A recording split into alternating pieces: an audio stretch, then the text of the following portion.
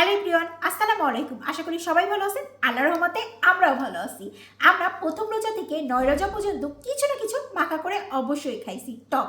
তো আজকে ভাবলাম একটু পেয়ারা মাখা করে খাবো আর একটু অন্যভাবে। চলেন তাহলে চলে যাই পেয়ারা মাখা করতে।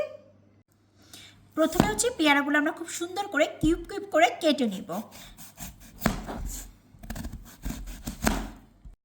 এইভাবে কিউব কিউব করে কেটে নিচ্ছি। আপনারা আপনাদের পছন্দ মতন করে পেয়ারাগুলো কেটে নেবেন। পেয়ারাগুলো খুব ভালো করে কিউব করে কাটা কমপ্লিট হয়ে গেছে। এখন আমি দিয়ে দেবো হচ্ছে সর্বপ্রথম মরিচের গুঁড়া। আমাদের এই মরিচের গুঁড়া প্রচুর পরিমাণে ঝাল, এই জন্য আমি অতটুকুই দিলাম, কারণ আমাদের সাথে এখন নাফিসাও প্রচুর পরিমাণে মাখামাখি খায়। তারপর দিয়ে দেবো হচ্ছে সাদা লবণ, তারপর হচ্ছে বিট লবণ, তারপরে দিয়ে দেবো হচ্ছে একটু ধনের পাতা কুচি। আপনাদের পছন্দ হলে ধনের পাতা কুচি দিবেন, নাহলে দিবেন না, এটা অপশনাল। কারণ হচ্ছে ধনের পাতার ফ্লেভারটা অনেকে পছন্দ করে না, বাট আমাদের অনেক বেশি পছন্দ। তারপরে মেন যে জিনিসটা দিব সেটা হচ্ছে এই যে তেঁতুলের চাটনি। এখন দিয়ে দিচ্ছি তেঁতুলের চাটনি। এই তেঁতুলের চাটনিটা দেওয়ার কারণ হচ্ছে একটু টক টক ফ্লেভার আসবে, কারণ পেয়ারা তো আর টক না, এই জন্য।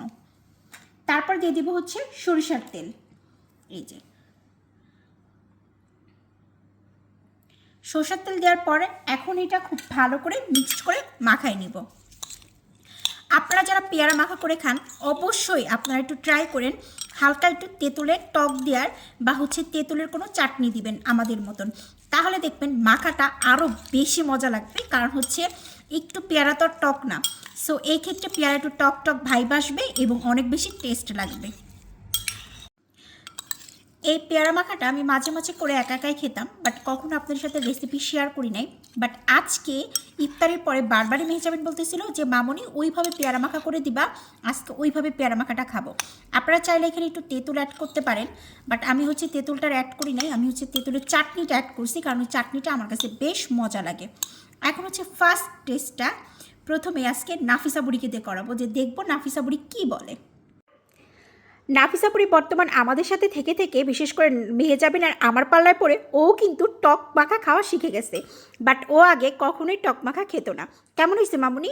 অনেক মজা হয়েছে। অনেক মজা হয়েছে। অবশ্যই কিন্তু আপনারা ট্রাই করে দেখতে পারেন। এখন হচ্ছে টেস্ট করব আমি, দেখে আমি মাখাইলাম আমার কাছে কেমন লাগে। বিসমিল্লাহ।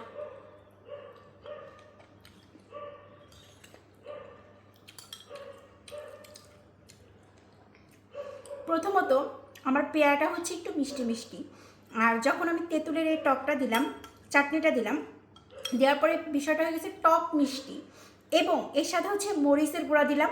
টক মিষ্টি মরিচ এবং ধনের পাতার ফ্লেভারটা জাস্ট অসাম অসাম অসাম। সারাদিন ইফতারের পরে এরকম মাখা খেতে খুবই ভালো লাগে। কে কে আমাদের মতন এরকম ইফতারের পরে মাখা করে খান অবশ্যই কমেন্ট করে জানাবেন। আর বিশেষ করে আজকে এই মাখাটা করা হয়েছে মেহজাবিনের জন্য। মেহজাবিনের কাছে এই বাটিটা গেলে আমিও ভাগে পাবো না, নাফিসাও ভাগে পাবে না। এর জন্য এই ভিডিও ওপেন থাকতে থাকতে কিছুটা খেয়ে নিই, যাতে মেহজাবিন পরবর্তীতে আমাদেরকে না দিলেও প্রবলেম নাই। ফাইনালি মেহজাবিনের মনের আশা পূরণ হলো।